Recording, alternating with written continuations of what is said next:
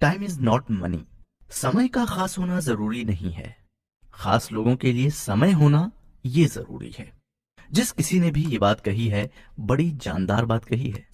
समय हर किसी के पास होता है, लेकिन उसकी कीमत हर कोई नहीं जानता है। काफी सारे लोगों को आपने ये कहते हुए सुना होगा कि टाइम इज मनी, समय ही सब कुछ है, इसलिए इसे अच्छी तरह से मैनेज करना हम सभी को आना चाहिए। हम सभी की जिंदगी में हर रोज 24 घंटे होते हैं, लेकिन क्या आपने कभी सोचा है कि इतना सारा समय हमारे पास होने पर भी हमें समय की कमी आजकल इतनी ज्यादा क्यों महसूस होती है? जबकि ऐसा नहीं है कि हम समय को मैनेज करना नहीं जानते या नहीं करते हैं। हम हर तरफ से अपने समय को मैनेज करने की कोशिश में लगे रहते हैं, ताकि ज्यादा से ज्यादा समय हम कोई क्रिएटिव या प्रोडक्टिव काम करने के लिए निकाल सकें। हम खुद को मल्टीटास्कर बनाने की कोशिश करने लगते हैं, मतलब कि एक ही समय में एक से ज्यादा काम निपटाने के स्किल डेवलप करते हैं। जैसे सुबह ब्रश करते हुए न्यूज हेडलाइंस पर नजर डालते हैं, शेयर मार्केट के अप्स एंड डाउन्स पर चाय पीते हुए हमारी नजर होती है, नहाते हुए पूरे दिन की प्लानिंग दिमाग में चल रही होती है। पर ऐसा करते हुए एक समय के बाद हम खुद उस समय के जाल में फंस जाते हैं और हमें अपनी लाइफ बड़ी ही मुश्किल लगने लगती है। ऐसा कहा और माना जाता है कि औरतें पुरुषों की तुलना में काफी अच्छी मल्टीटास्कर होती हैं और वो टाइम को मैनेज करना अच्छे तरीके से जानती हैं। वो किचन में नाश्ता बनाते हुए दूध भी साथ ही साथ गर्म कर लेती हैं, मोबाइल पर बात भी कर लेती हैं और अपने पूरे दिन की प्लानिंग भी कर लेती हैं। पर टाइम को मैनेज करने के लिए मल्टीटास्किंग करने के बावजूद भी हर किसी को अपने लिए समय की कमी तो फिर भी महसूस होती ही है। इस बात में कोई शक नहीं है कि हमें पूरे दिन में 24 घंटे मिलते हैं, पर इन 24 घंटों पर हमारा पूरा कंट्रोल नहीं होता है। हम अपने दिन के केवल 58% समय को ही कंट्रोल कर पाते हैं और बाकी बचा 42% हमारे हाथ से फिसलता जाता है और हम उसे देखने के सिवाय कुछ और नहीं कर सकते हैं। किसी ने कहा कि समय की असली कीमत केवल वो ही इंसान बता सकता है जिसे अपना मनपसंद काम करने के लिए बहुत कम समय मिलता है। जैसे कि अगर आपको ऑडियो बुक सुनने का शौक है और आप इसे चैन से सुनने के लिए रोज रात 1 घंटा ही निकाल पाते हैं, तो आपको अपना वो 1 घंटा बहुत कीमती जान पड़ेगा। समय की कीमत हर इंसान की नजर में अलग अलग होती है। किसी प्रेमी के लिए उसकी प्रेमिका के साथ बिताया समय उसे बहुत कीमती लगता है, तो एक माँ को अपने घर, परिवार और बच्चों के लिए दिया गया अपना समय बहुत कीमती दिखाई पड़ता है। किसी स्टूडेंट के लिए उसका पढ़ाई का समय ज्यादा कीमती होता है, तो बच्चे के लिए खेलने का समय उसकी जिंदगी का सबसे कीमती समय होता है। लेकिन अगर आपसे कोई ये कहे कि समय कीमती नहीं होता है और ना ही टाइम इज मनी होता है, तो आपको हैरानी जरूर होगी, है ना? आज हम जिस किताब के बारे में बातें करने जा रहे हैं, उस किताब के लेखक डेविड कडावी का कुछ ऐसा ही मानना है। वो ऐसा क्यों मानते हैं और टाइम मैनेजमेंट को लेकर कौन सी नई बातें और टेक्निक्स बताते हैं, ये जानने के लिए आइए सुनते हैं mind management not time management किताब की बुक समरी। Time management. लेखक को जब पहली बुक लिखने का कॉन्ट्रैक्ट मिला था, तो उनकी हालत बिल्कुल एक प्रेशर कुकर की तरह थी। उन्हें उस बुक के लिए तकरीबन 50,000 शब्द लिखने थे। लेकिन कॉन्ट्रैक्ट साइन करने के बाद काफी दिन बीत जाने के बाद भी वो अपने टाइम को इस तरह से मैनेज नहीं कर पा रहे थे कि वो दिन के 100 शब्द भी लिख सकें। जब हमारे ऊपर किसी काम को पूरा करने के लिए डेडलाइन का प्रेशर होता है, तो ऐसे वक्त में टाइम को मैनेज करना हमारे लिए एक बहुत ही बड़ा टास्क बन जाता है। Mind management not time management किताब के लेखक डेविड की हालत भी पहली बुक लिखते समय कुछ ऐसी ही थी। वो घंटों पेपर पेन लेकर बैठे रहते और पूरे दिन में केवल 15 या 20 मिनट ही कुछ लिख पाते थे। अगर हम किसी काम को समय पर पूरा करने के लिए जी जान लगाकर मेहनत कर रहे और फिर भी हमें अपने उस काम में कोई प्रोग्रेस होती हुई दिखाई नहीं दे रही, तो हमारा फ्रस्ट्रेशन लेवल थर्मामीटर के पारे की तरह बढ़ने लगता है। ऐसा हर किसी की लाइफ में होता है और हर कोई फ्रस्ट्रेशन वाली इस हालत से बाहर निकलना चाहता है। लेखक ने टाइम मैनेजमेंट पर लिखी हुई बहुत सी किताबें पढ़ी, लेकिन उनमें बताई गई टेक्निक्स उनके लिए सक्सेसफुल साबित नहीं हुई। तो उन्होंने इस बारे में एक अलग एंगल से सोचना ही शुरू कर दिया और टाइम को मैनेज करने की प्रॉब्लम से हमेशा के लिए छुटकारा पा लिया। दोस्तों, अगर हम अपने टाइम का ठीक से यूज करते हैं तो हम बहुत कुछ कर सकते हैं। अगर हमारा गोल ज्यादा पैसा कमाना है, तो हम वो भी पैसे कमा सकते हैं। पर क्या आप एकदम ठीक तरह से जानते हैं कि आपके पास पूरे दिन में कितना टाइम होता है? आइए इसे एक उदाहरण से समझते हैं। अगर कोई इंसान महीने में 20,000 रुपए कमाता है तो उसके लिए उसे महीने के तकरीबन 25 दिन रोज 8 घंटे काम करना पड़ता है। इसका मतलब वो इंसान पूरे महीने 200 घंटे काम करता है। तो अगर उसके 1 घंटे की कीमत रुपयों में की जाए तो वो 100 रुपए पर आवर्स निकलती है। अब जरा सोचिए, अगर वो इंसान अपने दिन का 1 घंटा भी बर्बाद कर देता हो तो वो अपने 100 रुपए का नुकसान कर लेता है। अगर वो एक दिन काम नहीं करता है तो दिन के 800 रुपए का नुकसान उसे होता है। इसी तरह अगर पूरे साल में रोज 1 घंटा बर्बाद होने का हिसाब लगाया जाए तो रुपयों में उसकी कीमत 36,500 रुपए होती है ना? ये बहुत बड़ी रकम। समय के अनुसार चलने वाले इस रकम के बहुत बड़ी होने के बावजूद इस किताब के लेखक डेविड ये कहते हैं कि समय की कीमत इंसान के काम करने के घंटों के हिसाब से नहीं तय की जा सकती है। हमारी जिंदगी में बहुत से काम ऐसे हैं जिससे पहले इंसान किया करते थे, लेकिन आज उसे मशीनें कर रही हैं। इसी तरह आज जो काम इंसान कर रहा है उसमें से भी कई काम तो ऐसे हैं जिनका ऑटोमेशन हो सकता है और भविष्य में उन कामों को भी करने के लिए इंसान की जरूरत नहीं पड़ेगी। ऑटोमेशन या मशीनों के माध्यम से किए जाने वाले काम की गति बहुत ज्यादा होती है जिसे कोई भी इंसान कभी भी टारगेट नहीं कर सकता है। डेविड के कहने का मतलब यहाँ ये है कि धीरे धीरे दुनिया में इंसानों के माध्यम से किए जाने वाले काम कम होने लगेंगे और वो सभी ऑटोमेशन के जरिए होने लगेंगे। तब इंसान के समय की कीमत कुछ नहीं रह जाएगी और कीमत होगी तो केवल उसके माइंड की। लेकिन यहाँ एक और बात पर गौर किया जाना बहुत जरूरी है कि कुछ कामों का ऑटोमेशन कभी नहीं हो सकता। उनका ऑटोमेशन हो भी गया तो उससे इंसान को प्रोडक्शन स्पीड तो मिल जाएगी, लेकिन क्वालिटी को मेंटेन करने के लिए उसे फिर भी दूसरे इंसानों पर ही डिपेंड रहना होगा। ऐसे कामों की लिस्ट में डेविड ने उन सारे कामों को रखा है जिसे करने के लिए क्रिएटिविटी की जरूरत पड़ती है, क्योंकि क्रिएटिविटी एक ऐसी कीमती चीज है जो केवल इंसान ही दे सकता है, मशीनें कभी नहीं। उदाहरण के लिए अगर देखें तो आजकल किसी भी लैंग्वेज में लिखी गई किताब का अनुवाद ऑनलाइन टूल्स का उपयोग कर अपनी पसंद की लैंग्वेज में किया जा सकता है, लेकिन वो टूल्स उस किताब के शब्दों में छिपे हुए इमोशंस नहीं दे सकता है। और यही कारण है कि अभी आप इंग्लिश में लिखी हुई डेविड कैडावी की इस किताब की हिंदी में लिखी गई समरी सुन रहे हैं, क्योंकि इसका अनुवाद और इसे आवाज देने के लिए इंसानों की क्रिएटिविटी ही काम आ सकती है। एंटरप्रेन्योर और इन्वेस्टर नवल रविकांत का कहना है कि हमें अपने दिमाग का उपयोग करके पैसा कमाना चाहिए, न कि समय का उपयोग करके। अगर हम केवल प्रोडक्टिविटी को लेकर बात करें तो यहाँ फ्रेडरिक टेलर की टेलरिज्म थ्योरी को मेंशन करना जरूरी होगा। फ्रेडरिक टेलर एक अमेरिकन मैकेनिकल इंजीनियर थे जिन्होंने बहुत से वर्कर्स के काम करने के तरीकों को समझकर एक प्रयोग किया था। उन्होंने एक स्टॉप वॉच लेकर एक वर्कर को लोहे की पाइप उठाने के लिए कहा और फिर उसका वो काम पूरा हो जाने का टाइम नोट कर दिया। इसके बाद उन्होंने उसी वर्कर को उसी काम को अलग तरीके से करने के लिए कुछ इंस्ट्रक्शन दिए और इस बार उस वर्कर ने पहले के कंपैरिजन में बहुत ही कम समय में अपने काम को पूरा कर लिया था।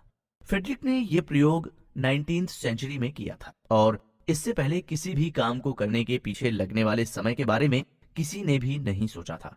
वर्कर्स ने तो बिल्कुल भी नहीं, क्योंकि उनको केवल काम पूरा करने से मतलब था। फ्रेडरिक की टेलरिज्म थ्योरी से ही प्रोडक्शन को मेजर करने का तरीका पता चला, जिसे आज प्रोडक्शन यूनिट के नाम से जाना जाता है। आजकल जब भी बात टाइम और किसी काम को लेकर होती है तो हम प्रोडक्शन आवर्स और प्रोडक्शन यूनिट के बारे में पहले सोचते हैं। टाइम को इस तरह से मेजर करने से हमें फायदा ये होता है कि हम अपने टाइम का इफेक्टिवली मैनेजमेंट कर सकते हैं। आज दुनिया बड़ी तेजी से आगे बढ़ रही है और यही वजह है कि लोग अपने टाइम को मैनेज करने के लिए एक तीर से दो शिकार वाली बात को अपनी जिंदगी में अपनाने लगे हैं। जैसे कि कोई भी ऑडियो बुक आप घर पर काम करते हुए या ड्राइव करते हुए भी सुन सकते हैं। इससे आपका समय भी बचता है और आपको ऑडियो बुक सुनने के लिए कोई एडिशनल टाइम नहीं निकालना पड़ता है। लेखक आगे कहते हैं कि जो इंसान अपनी जिंदगी में कुछ करना चाहता है तो वो समय को भगवान की तरह पूछता है। समय बचाने के लिए वो कई तरह की तरकीबें अपनाता है। लेखक यहाँ अपने पड़ोसी का एक उदाहरण देते हुए कहते हैं कि वो लेखक को जब भी दिखाई देते तो लेखक को वो दौड़ते हुए ही नजर आते थे। कुछ दिनों तक उन्होंने इस तरह ऑब्जर्व करने के बाद लेखक ने जब उनसे इसका कारण पूछा तो उन्होंने बताया कि वो अपना समय बचाने के लिए जल्दी जल्दी चलते हैं।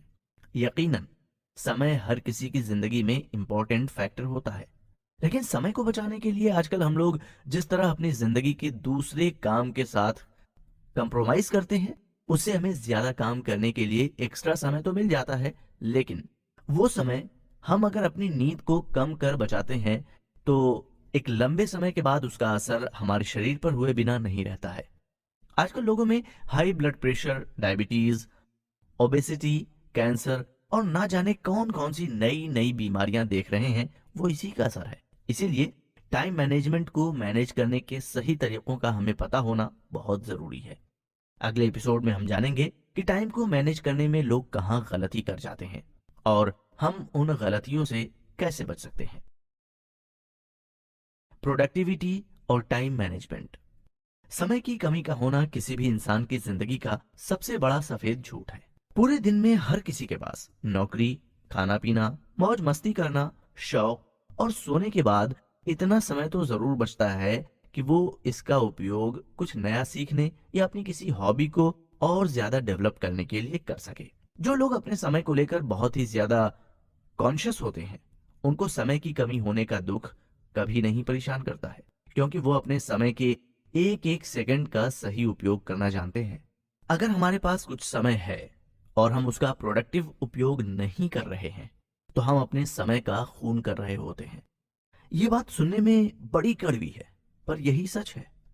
अक्सर जब हमारे पास किसी काम को करने के बाद जो भी समय बचता है, उसे हम फ्री टाइम कहते हैं। कितनी अजीब बात है ना ये। जहां एक और लोग समय को भगवान कहते हैं, समय की तुलना पैसों से की जाती है, वहीं दूसरी तरफ बचे हुए समय को फ्री टाइम कहा जाता है। क्या समय को फ्री कहना सही बात है? क्या हम हमारे पास बचे हुए पैसों को फ्री मनी कहते हैं? नहीं ना। तो समय को फ्री कहकर हम खुद ही अपने समय की इंपॉर्टेंस को खत्म कर देते हैं। ये बात तो आप भी अच्छी तरह से जानते हैं कि अपने समय को यूज करने की आजादी हम सभी को होती है, लेकिन समय बीत जाने पर अगर हम अपने उस समय को यूज नहीं करते हैं तो वो फिर वापस नहीं मिलता है। जब हमारे पास एक्स्ट्रा पैसा होता है तो हम उसे कहीं ना कहीं इन्वेस्ट कर देते हैं, जिससे हमें फ्यूचर में उस पैसे से इंटरेस्ट मिलकर उस पैसे की कीमत और ज्यादा बढ़ जाती है। समय का भी ऐसा ही है। अगर हम अपने यूज्ड समय को सही तरीके से इन्वेस्ट नहीं करते हैं तो फ्यूचर में उससे पॉजिटिव रिटर्न मिलने की संभावना कम हो जाती है। इसी बात को आगे बढ़ाते हुए लेखक कहते हैं कि टाइम मैनेजमेंट को लेकर पूरी दुनिया में दो तरह के गलत एजम्पशंस बने हुए हैं। पहला गलत एजम्पशन ये है कि टाइम मैनेजमेंट कमोडिटी की तरह है और हर किसी के पास 1 से 24 घंटे होते हैं। इस किताब की ऑडियो समरी को रिकॉर्ड करने से पहले मेरी भी यही सोच थी, लेकिन ये बात बिल्कुल गलत है। डेविड कहते हैं कि किसी भी दो इंसान के ही 24 घंटे नहीं, बल्कि एक ही इंसान के 24 घंटों में हर एक घंटा एक दूसरे से बिल्कुल डिफरेंट होता है। वो एक से किसी भी हालत में नहीं हो सकते हैं। हमारा मूड, हमारे शरीर की एनर्जी, हमारे समय के हर एक पल को अलग तरह से ट्रीट करती है। हो सकता है कि दिन के किसी एक घंटे में हम जितनी अच्छी तरह से सोच सकते हैं, दूसरे घंटे में हम उतनी अच्छी तरह से नहीं सोच सकते। इसलिए भले ही हम सबके पास 24 घंटे यूज करने के लिए हों, लेकिन वो 24 घंटे कभी भी एक से नहीं होते हैं और इसीलिए टाइम को अच्छी तरह से मैनेज करना बहुत ही मुश्किल काम है। लेकिन दोस्तों, आप चिंता मत कीजिए। इस ऑडियो बुक की पूरी समरी सुनने के बाद आपको टाइम मैनेजमेंट डिफिकल्ट टास्क नहीं लगेगा। हम आगे बहुत सी ऐसी टेक्निक के बारे में जानेंगे जिनका इफेक्टिवली यूज कर हमारे लिए टाइम मैनेजमेंट आसान काम हो जाएगा। आगे बढ़ते हुए दूसरे गलत एजम्पशन के बारे में डेविड बताते हैं कि कम समय में ज्यादा से ज्यादा आउटपुट लेना भी इफेक्टिव टाइम मैनेजमेंट नहीं है। 1 मिनट में हम जो भी प्रोड्यूस करते हैं उसका असर अगले मिनट पर जरूर पड़ता है। अगर पहले मिनट में हम किसी वजह से एक्सपेक्टेड रिजल्ट नहीं ले पाते हैं तो दूसरे मिनट को भी हम उतनी इफेक्टिवली यूज नहीं कर पाएंगे। ये बात पहले बताए अजम्पशन से ही जुड़ी हुई है और हमारे मूड पर डिपेंड करती है। कुछ गलत या डिजायरेबल न होने पर मूड का ठीक न होना बड़ी सामान्य सी बात है जो टाइम मैनेजमेंट को अफेक्ट करती है। लेखक अपनी बात को कुछ उदाहरण देकर समझाने की कोशिश करते हैं। जैसे कोई लेखक यदि कोई नॉवेल लिखता है तो हो सकता है कि उसकी एक भी कॉपी ना बिके, लेकिन यदि वही लेखक यदि दूसरा नॉवेल लिखता है तो हो सकता है कि वो बेस्ट सेलर की लिस्ट में आ जाए। इसी तरह यदि कोई बिजनेस शुरू करता है तो वो सक्सेस ना भी हो और उसके सक्सेस ना होने पर फिर से दूसरा बिजनेस शुरू करने पर वो उम्मीद से ज्यादा प्रॉफिटेबल हो सकता है। हमें यहाँ इन उदाहरणों से समझने वाली बात यह है कि सक्सेस और फेलियर दोनों तरह के रिजल्ट्स मिलने पर भी दोनों में इन्वेस्ट किया गया समय और की गई मेहनत एक सी ही होती है। लेखक अपने हर नॉवेल को लिखने के लिए एक सी मेहनत करता है, बिजनेसमैन अपने बिजनेस को सेट करने के लिए एक सी मेहनत करता है, लेकिन फिर भी उसे एक में सक्सेस मिलती है और एक में नहीं। किसी काम का अच्छा या खराब रिजल्ट आना हमारे विचारों की क्वालिटी पर डिपेंड करता है। इसलिए लेखक फिर से ये कहते हैं कि हमारी जिंदगी में हर दिन का हर एक मिनट डिफरेंट होता है और डिफरेंट रिजल्ट देने वाला होता है।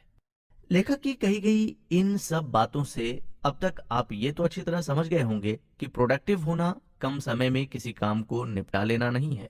प्रोडक्टिविटी तो उस बीज की तरह है जिसे मिट्टी में बोने के बाद पानी और सूरज की रोशनी के साथ समय की जरूरत पड़ती है, तब कहीं जाकर उसमें से पौधा बनता है। आज को प्रोडक्टिविटी के साथ कनेक्ट करें तो ये हमारे माइंड को अच्छे विचार पैदा करने और बनाए रखने के लिए एक तरह की कंडीशन है। लेखक यहाँ अपनी बात को एक और नया मोड़ देते हुए कहते हैं कि प्रोडक्टिव होने के लिए टाइम को मैनेज करने की नहीं बल्कि माइंड को मैनेज करने की जरूरत है। क्या है माइंड मैनेजमेंट? माइंड मैनेजमेंट के बारे में ठीक से समझने से पहले आइए उससे जुड़ी हुई कुछ खास बातें जानते हैं।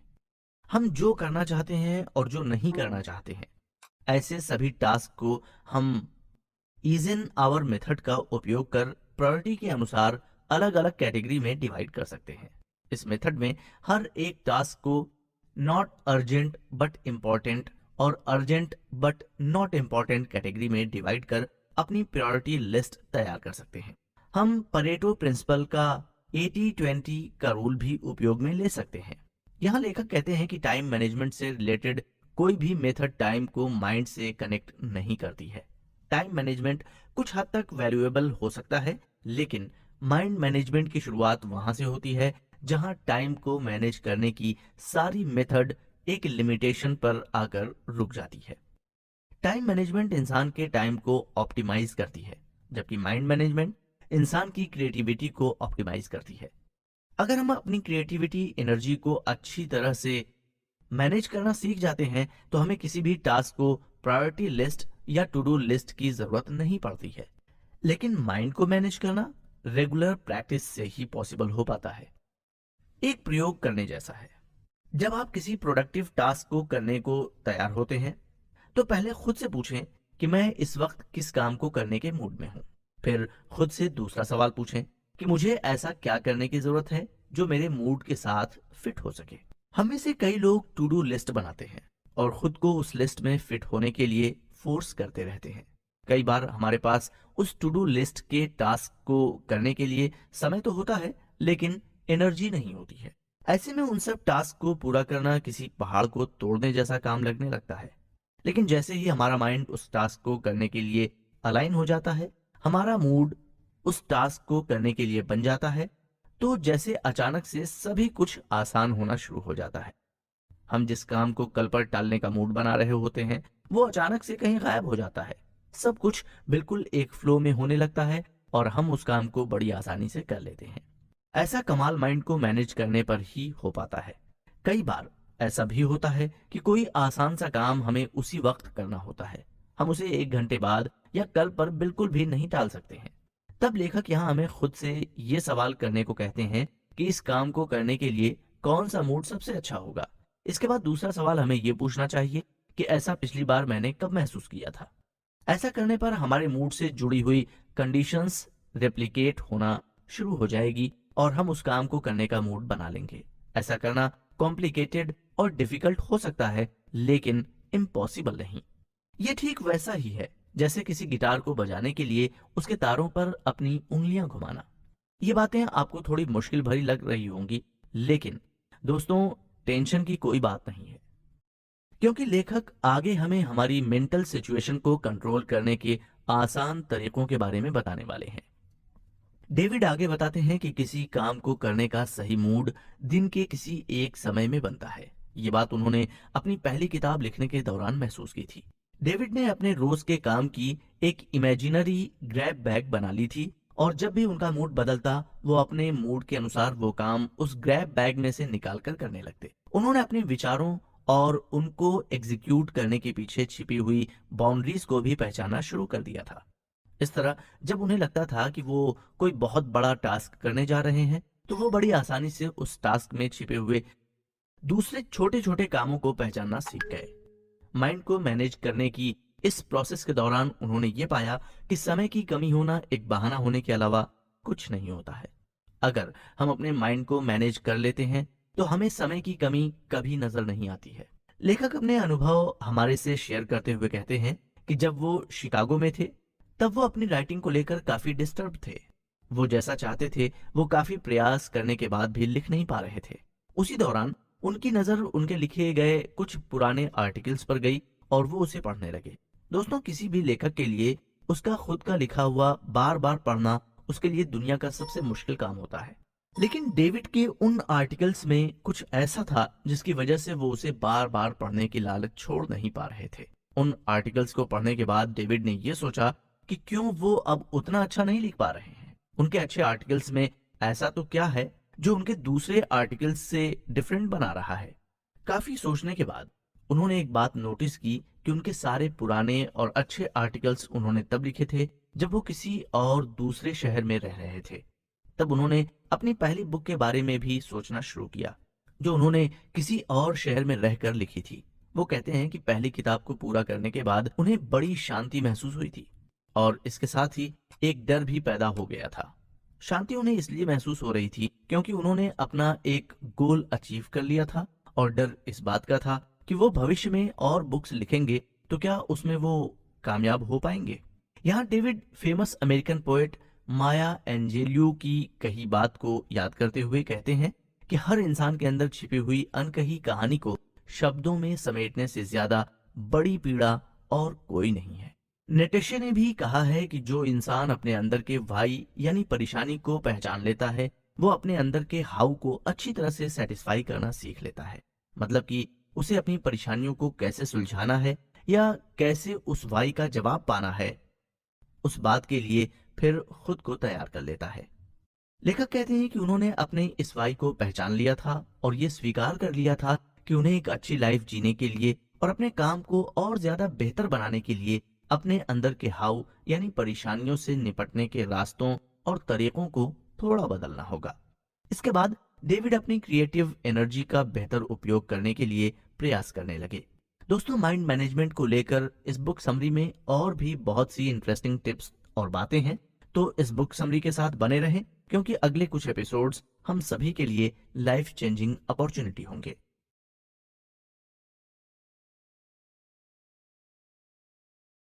सिस्टम और स्वीट स्पॉट। जब हम ये समझने लगते हैं कि हमारी क्रिएटिव इंसाइट यानी कि रचनात्मक अंतर्दृष्टि क्या है और कैसे ये हमारी एनालिटिक थिंकिंग से अलग होती है, तो हम ये भी जान लेते हैं कि क्रिएटिव इंसाइट के लिए क्रिएटिव स्वीट स्पॉट कैसे ढूंढा जाए ताकि सही समय आने पर हम अपनी क्रिएटिविटी का अच्छी तरह से उपयोग कर सकें। कोई भी क्रिएटिव काम अनप्रेडिक्टेबल होता है क्योंकि ये मोनोटोनस नहीं होता है, हमेशा एक सा नहीं होता है। कोई भी क्रिएटिव वर्क 4 स्टेज से होकर गुजरता है और जब हम उन चारों स्टेज के बारे में अच्छी तरह से जान लेते हैं तो हमारा किसी भी परेशानी का सॉल्यूशन पाने के लिए खुद से लड़ना बंद हो जाता है। इसका मतलब ये नहीं कि हम बीच रास्ते में फंस जाते हैं। लेखक कहते हैं कि खुद को अच्छी तरह से जान लेने के बाद हमारी जिंदगी में चमत्कार होना शुरू हो जाते हैं और हमारी हर परेशानी का सॉल्यूशन खुद चलकर हमारे पास आने लगता है। लेखक आगे कहते हैं कि जिस तरह टाइम को मैनेज करने के लिए अलग अलग मेथड और स्टेप्स होती हैं, ठीक उसी तरह माइंड को मैनेज करने के लिए कई तरह की मेंटल स्टेट्स होती हैं जो माइंड को कंट्रोल। लेखक ने अपने अनुभव और रिसर्च से 7 तरह की मेंटल स्टेट्स के बारे में पता लगाया है जिसकी सहायता से किसी भी क्रिएटिव प्रोजेक्ट को बिना किसी रुकावट के बड़ी आसानी से आगे बढ़ाया और पूरा किया जा सकता है। इस बारे में हम आगे जानेंगे। डेविड बताते हैं कि हमारे अंदर रही क्रिएटिव एनर्जी में समय समय पर उतार चढ़ाव आते रहते हैं। हम अपनी क्रिएटिव एनर्जी का कम मेहनत कर कैसे बेस्ट यूज कर सकते हैं, इस बारे में लेखक एक क्रिएटिव सिस्टम क्रिएट करने की बात करते हैं। ये क्रिएटिव सिस्टम क्या है और कैसे हम इसे डेवलप कर सकते हैं? एक प्रोफेसर की छोटी सी कहानी आपने भी कभी सुनी होगी, लेकिन यहाँ लेखक हमें उस कहानी को सुनाकर उसे एक दूसरे ही नजरिए से देखने के लिए कह रहे हैं। एक दिन एक प्रोफेसर क्लास में एक कांच का जार लेकर आए।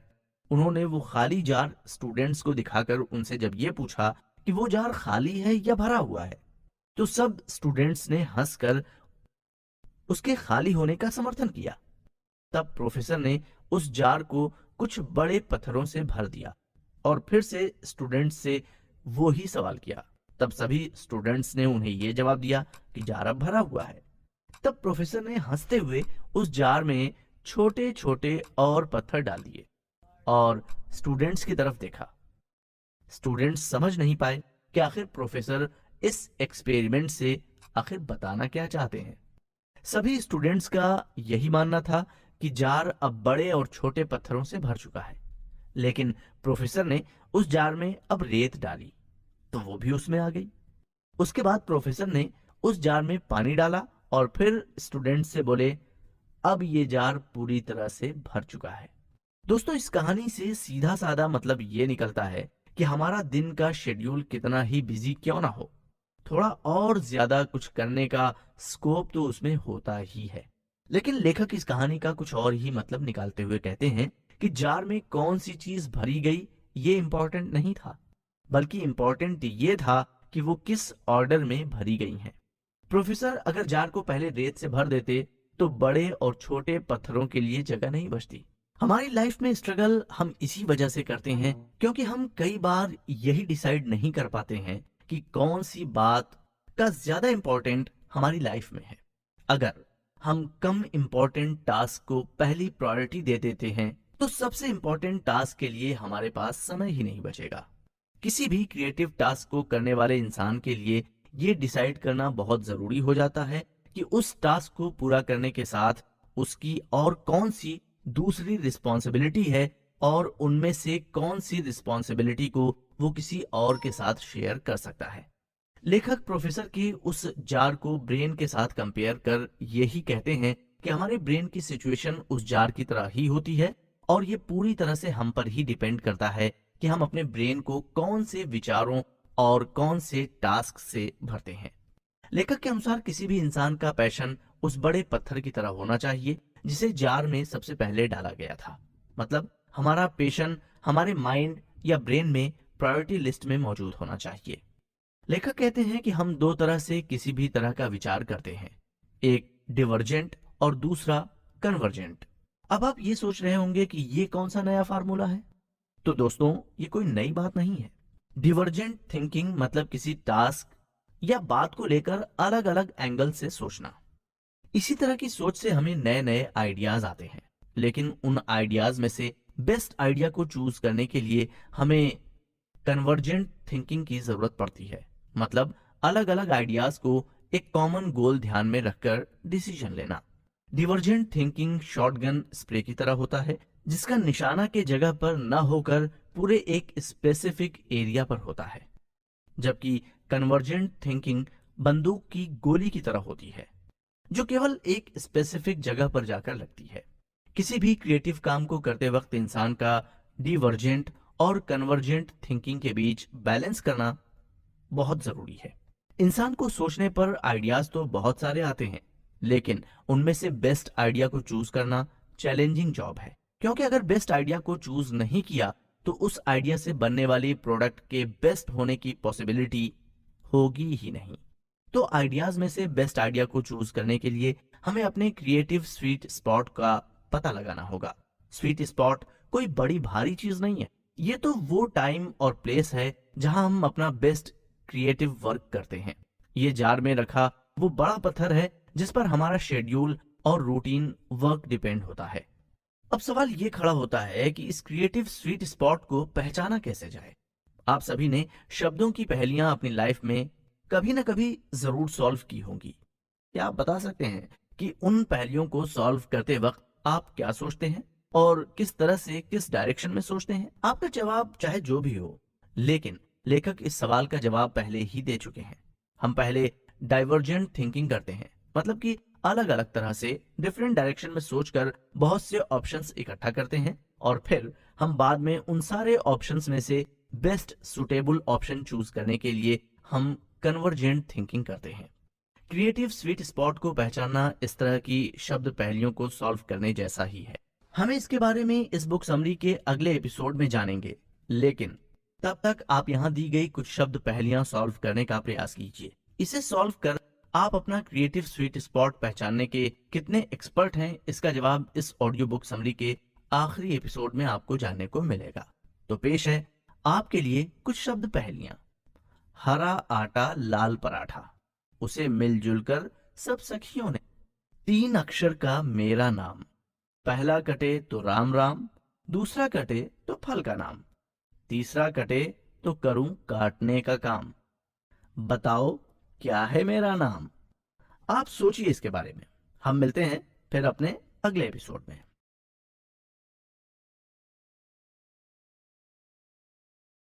First hour rule.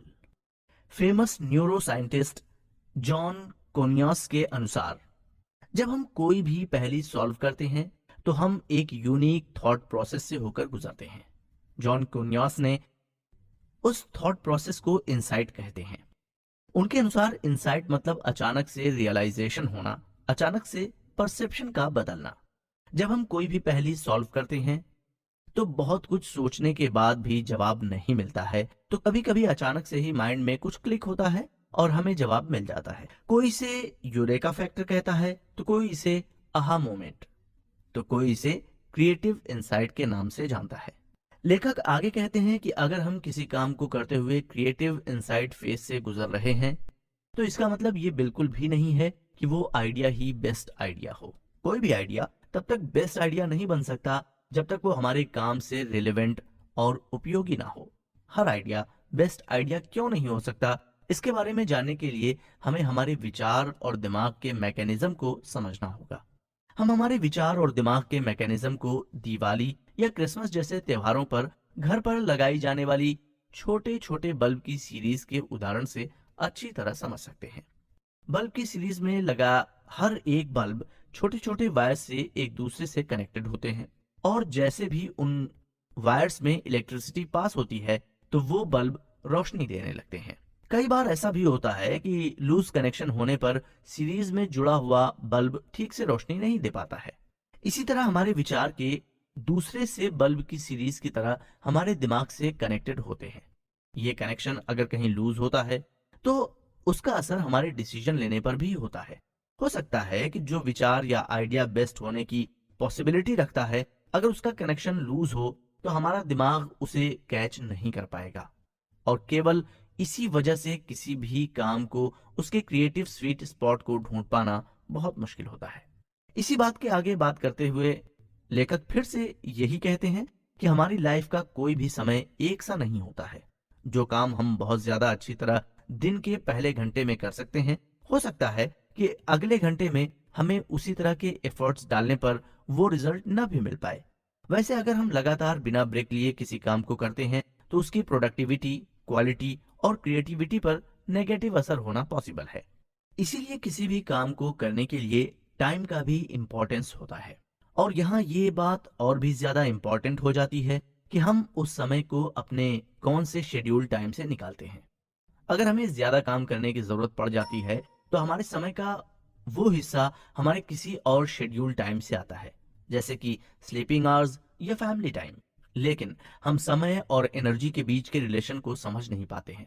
हमारे शरीर की एनर्जी दिन में कई बार फ्लक्चुएट होती रहती है। ऐसा माना जाता है कि दोपहर को लंच के बाद हमारे शरीर की एनर्जी सबसे कम होती है और उसी वजह से हमारी आंखें नींद से बोझल होने लगती हैं। डेविड कहते हैं कि हर इंसान के एनर्जी लेवल के हिसाब से उसका स्वीट स्पॉट अलग अलग समय पर हो सकता है। किसी को सुबह जल्दी उठकर क्रिएटिव टास्क करना अच्छा लगता है तो कोई देर रात को इसे करना पसंद करता है। यहाँ ये बात जरूरी नहीं होती कि हम कौन सा काम कब कर रहे हैं। जरूरी तो ये होता है कि हमारा स्वीट स्पॉट कौन से समय पर ज्यादा एक्टिव होता है। लेखक अपनी बात को और ज्यादा अच्छी तरह से समझाने के लिए हमारे ब्रेन के एक बहुत ही जरूरी मैकेनिज्म के बारे में बताते हुए कहते हैं कि हमारे ब्रेन का प्री फ्रंटल कॉर्टेक्स हमारे शरीर का सबसे एडवांस पार्ट है। ये हमारे सिर के आगे के भाग में एक बहुत ही पतली सी लेयर की तरह होता है, जिसकी वजह से इंसान सोच विचार कर सकता है। इसकी मदद से ही हम लॉन्ग टर्म प्लान्स बना सकते हैं और अपने टास्क्स को प्रायोरिटाइज कर पाते हैं। यही हमारे दिमाग का वो हिस्सा है जो हमें फालतू खर्च करने से मना करता है। न्यूरो साइंटिस्ट्स हमारे ब्रेन के इस हिस्से को दिमाग का सीईओ कहते हैं।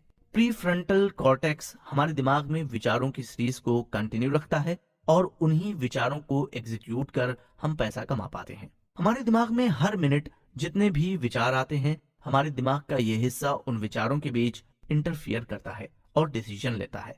अगर अब किसी वजह से हमारे दिमाग का ये हिस्सा ठीक से काम नहीं करता है, तो हम अपने अच्छे और बेस्ट विचारों को भी एग्जीक्यूट नहीं कर पाते हैं। इसी वजह से लेखक यहाँ हमें हमारे ब्रेन के प्री फ्रंटल कॉर्टेक्स को एक्टिव रखने के लिए समय समय पर दिमाग की छोटी मोटी एक्सरसाइज करने को कहते हैं, और ऐसा करना किसी भी क्रिएटिव पर्सन के लिए बहुत जरूरी है।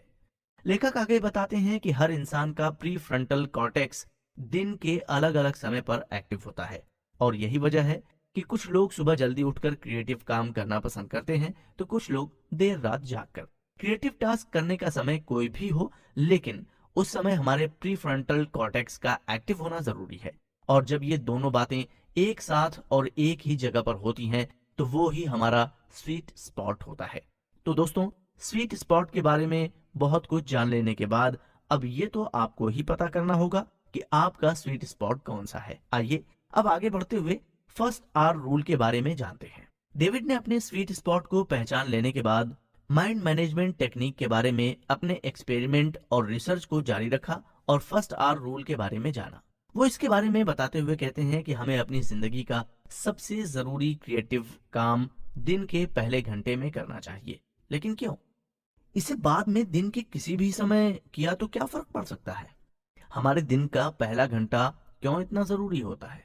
लेखक यहाँ एक उदाहरण देते हुए कहते हैं कि जो लोग फ्रिक्वेंटली ट्रैवल करते हैं, वो सुबह की पहली फ्लाइट से जाना पसंद करते हैं, क्योंकि पहली फ्लाइट के कैंसिल होने के चांसेस बहुत कम होते हैं। ये चांसेस कम इसलिए होते हैं क्योंकि दिन की शुरुआत में कुछ गलत होने की पॉसिबिलिटी कम होती है। रात को डिले हुई फ्लाइट्स आ चुकी होती हैं, क्रू मेंबर्स रेस्ट ले चुके होते हैं। अगर किसी प्लेन में कोई मैकेनिकल प्रॉब्लम रही होगी, तो वो भी रात भर में सॉल्व हो चुकी होगी।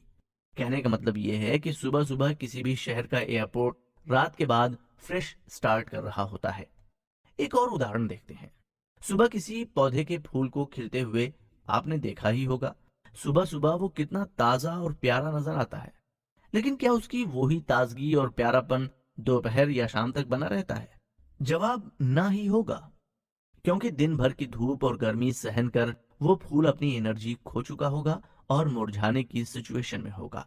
दोस्तों, हमारी जिंदगी भी कुछ इसी तरह की है। हम अपने दिन की शुरुआत किसी अच्छे इंटेंशन से ही करते हैं, लेकिन एक बार हुआ डिले दूसरे कामों को अफेक्ट करता है। अगर हम अपना सबसे जरूरी काम दिन की शुरुआत में कर लेते हैं, तो उस वक्त उसके बिगड़ने या हमारे किसी वजह से डिस्टर्ब होने की पॉसिबिलिटी न के बराबर होती है। इसलिए लेखक फर्स्ट आवर रूल को हमें अपनाने को कहते हैं। किसी काम की कामयाबी का जोश हमें दिन भर एनर्जी देता रहता है, और जब हम अपने दिन का सबसे जरूरी काम दिन के पहले घंटे में कामयाबी से कर लेते हैं, तो हम अच्छा महसूस करते हैं। इसी से हमें एनर्जी मिलती है जो पूरे दिन बनी रहती है। इसी के साथ फर्स्ट आवर रूल हमें अपने दिमाग को फोकस करने में हेल्प करता है, क्योंकि उस फर्स्ट आवर में हमें केवल इंपॉर्टेंट टास्क करना होता है, जिसे करते हुए मोबाइल, ईमेल्स, न्यूज़पेपर, किसी को भी हमारे रास्ते में आना मना होता है। इस रूल को आदत बनाना शुरू में मुश्किल लग सकता है, लेकिन जिस काम को करने के लिए हम बार बार अपने दिमाग को ट्रेन करते रहते हैं, वो फिर बड़ी जल्दी ही हमारी आदत में शामिल हो जाता है। आप सुन रहे हैं डेविड कैवेडी की लिखी किताब mind management not time management की Hindi audio book summary. Clock time और इवेंट टाइम। दोस्तों, पिछले एपिसोड में हमने फर्स्ट आवर रूल के बारे में जाना, लेकिन यह जरूरी नहीं कि रूल हर इंसान अपनी लाइफ में कामयाबी से इंप्लीमेंट कर सके। पिछले कुछ एपिसोड में हमने ये भी जाना कि कुछ लोग सुबह की जगह रात को ज्यादा क्रिएटिव होते हैं, ऐसी सिचुएशन में ऐसे लोगों का फर्स्ट आवर रूल को अपनी लाइफ में इम्प्लीमेंट करना थोड़ा ज्यादा मुश्किल हो सकता है। अब सवाल यहाँ ये खड़ा होता है कि रात का वक्त जो कि सोने का समय होता है, उस वक्त कोई कैसे ज्यादा क्रिएटिव हो सकता है। रात को नींद ना आने पर भी हम कुछ ना करने के मूड में होते हैं। हम ये पहले ही जान चुके हैं कि किसी भी क्रिएटिव काम को करने के लिए डाइवर्जेंट और कन्वर्जेंट थिंकिंग दोनों का ही होना बहुत जरूरी होता है। हमारे कुछ न करने के मूड में यूजुअली हम डाइवर्जेंट थिंकिंग करते हैं और हायर एनर्जी होने की सिचुएशन में हम कन्वर्जेंट थिंकिंग करते हैं। जो लोग अपनी एनर्जी को दिन के अंत तक मेंटेन करने में सफल हो जाते हैं, वो लोग रात के वक्त भी अपनी क्रिएटिविटी को मेंटेन कर सकते हैं। हमें एक बात हमेशा याद रखने की जरूरत है कि जो काम पहली बार में नहीं हो पाता है, उसका मतलब ये नहीं होता है कि वो काम हमसे कभी नहीं हो पाएगा। अगली बार फिर से करने से उस काम में हमारे सफल होने की संभावना कुछ ज्यादा बढ़ जाती है। आगे बढ़ने से पहले लेखक हमें लाइफ का एक और इम्पोर्टेंट कॉन्सेप्ट बता रहे हैं। क्या आपने क्लॉक टाइम और इवेंट टाइम के बारे में सुना है? नहीं भी सुना है तो डेविड इसके बारे में बताते हुए कहते हैं कि दुनिया में कुछ लोग क्लॉक टाइम को फॉलो करते हैं और कुछ लोग इवेंट टाइम को। क्लॉक टाइम का मतलब है सब कुछ घड़ी की सुइयों के अनुसार करना, जैसे 9 बजे ऑफिस जाना, 10 बजे मीटिंग अटेंड करना, 12 बजे लंच लेना। लेकिन जो लोग इवेंट टाइम को फॉलो करते हैं, उनको क्लॉक टाइम की परवाह नहीं होती है। उनकी सारी एक्टिविटीज इवेंट पर आधारित होती है। जैसे कि मीटिंग करने के जब कोई एजेंडा हो तब मीटिंग करना, भूख लगने पर ही खाना खाना। अगर हम आज से कुछ साल पीछे जाकर पहले के लोगों की लाइफस्टाइल के बारे में जानने की कोशिश करें तो हम ये पाएंगे कि उनकी लाइफ की सारी एक्टिविटीज इवेंट पर ही आधारित होती थी। पहले के लोग सूरज उगने से पहले खेतों में काम करने चले जाते थे। जब सूरज आसमान के बीचों बीच नजर आने लगता था तो उस वक्त वो दोपहर का खाना खा लेते थे। हम अब जो कुछ भी माइंड मैनेजमेंट को लेकर जानेंगे उनमें क्लॉक टाइम और इवेंट टाइम की बात भी होगी, इसलिए इस बारे में हमारा ये जानना बहुत जरूरी था। आइए अब थोड़ा और आगे बढ़ते हैं। इस बुक समरी की शुरुआत में हमने फ्रेडरिक टेलर की टेलरिज्म मेथड के बारे में जाना था, जो कि किसी भी इंसान की प्रोडक्टिविटी को टाइम से मेजर करती है। इंसान की लाइफ में जो भी काम टाइम के मेजरमेंट के अनुसार होते हैं वो सब क्लॉक टाइम पर डिपेंड होते हैं। जो भी काम क्लॉक टाइम पर डिपेंड होते हैं उसे करने के लिए हर इंसान के ऊपर बहुत ज्यादा प्रेशर होता है। आजकल की ज्यादातर जॉब्स टाइम क्लॉक पर ही डिपेंड है और उसी आधार पर ज्यादातर काम होते हैं। यही वजह है कि आजकल की जॉब्स में लोगों को ज्यादा टेंशन और डर होता है। लेखक कहते हैं कि कोई भी क्रिएटिव टास्क क्लॉक टाइम में फिट होकर नहीं किया जा सकता है। उसे करने के लिए इंसान का इवेंट टाइम फॉलो करना बहुत जरूरी है। अब ये क्यों जरूरी है, इसका जवाब डेविड हमें पिछले कुछ एपिसोड में बातें करते हुए दे चुके हैं, लेकिन फिर भी हम उस पर एक नजर डाल लेते हैं। पिछले कुछ एपिसोड में आपने क्रिएटिव इंसाइट के बारे में सुना था, जो अचानक से ही हमारे दिमाग में एक जानदार विचार के आने से होती है। क्रिएटिव टास्क जबरदस्ती से नहीं किए जा सकते और न ही करवाए जा सकते हैं।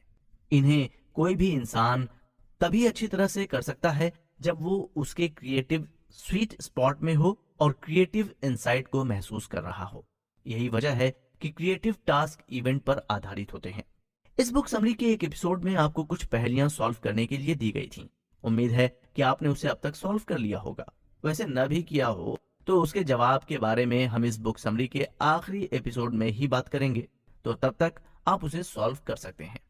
जब इंसान कोई भी पहेली या शब्दों पर आधारित पहेली को सॉल्व करता है तो वो या तो एनालिटिक तरीके से सॉल्व कर सकता है या क्रिएटिव तरीके से। दोनों ही तरह से सॉल्यूशन मिल तो जाता ही है, लेकिन अंतर यहाँ क्लॉक टाइम और इवेंट टाइम का हो जाता है। एनालिटिक तरीके से कोई काम करना मतलब उसे डिफाइन किए गए स्टेप्स के अनुसार ही पूरा करना। जो काम किसी स्टेप्स को फॉलो कर किया जाता है वो टाइम और डेडलाइन से जुड़ जाता है। रिसर्च से यह भी पता चला है कि इवेंट पर आधारित टास्क करने से इंसान अपने अंदर ज्यादा पॉजिटिविटी महसूस करता है। जब इंसान पॉजिटिव मूड में होता है तो अपने इंसाइट से अच्छी तरह से कनेक्ट हो पाता है। अब माइंड मैनेजमेंट की टेक्निक्स का यूज करते हुए हमें क्लॉक टाइम फॉलो करना चाहिए या इवेंट टाइम? इस सवाल का जवाब हम आगे जानेंगे। जो लोग ज्यादा बिजी रहते हैं उनकी क्रिएटिविटी कम होती जाती है। रिसर्च से ऐसा पाया गया है कि कुछ हद तक बिजी होने पर क्रिएटिविटी 19% तक कम हो जाती है। और बहुत ही ज्यादा बिजी होने पर ये 45% तक कम हो जाती है। बहुत से लोग टाइम को मनी के साथ कंपेयर करते हुए उसे बहुत कीमती मानते हैं। ये सोच वैसे गलत तो नहीं है, लेकिन अगर टाइम को मनी के साथ जोड़कर देखा जाता है तो उसके नुकसान और फायदे भी हमारे पास पैसे होने और न होने की सिचुएशन की तरह ही होते हैं। जब हमारे पास ज्यादा पैसे होते हैं तो हम उसे कहीं इन्वेस्ट कर उससे ज्यादा पैसे बना लेते हैं, लेकिन वहीं पैसों की कमी होने पर हमें पैसा किसी से उधार लेना पड़ता है, जिसके लिए हमें इंटरेस्ट भी देना पड़ता है। मतलब एक बार उधार ले लेने पर हम अपने भविष्य की कमाई और बचत को भी कम कर रहे होते हैं, क्योंकि अपने लगाए हुए पैसों से ही तो हम उधार लिए हुए पैसों पर इंटरेस्ट भर रहे होते हैं। ठीक इसी तरह जब हम बिजी होते हैं तो हमारे पास समय की कमी होती है और वो समय हम अपने दूसरे काम को करने के समय से उधार लेते हैं। इसका सीधा मतलब ये है कि हम अपनी क्रिएटिविटी को खोकर अपने टाइम पर इंटरेस्ट पे कर रहे होते हैं।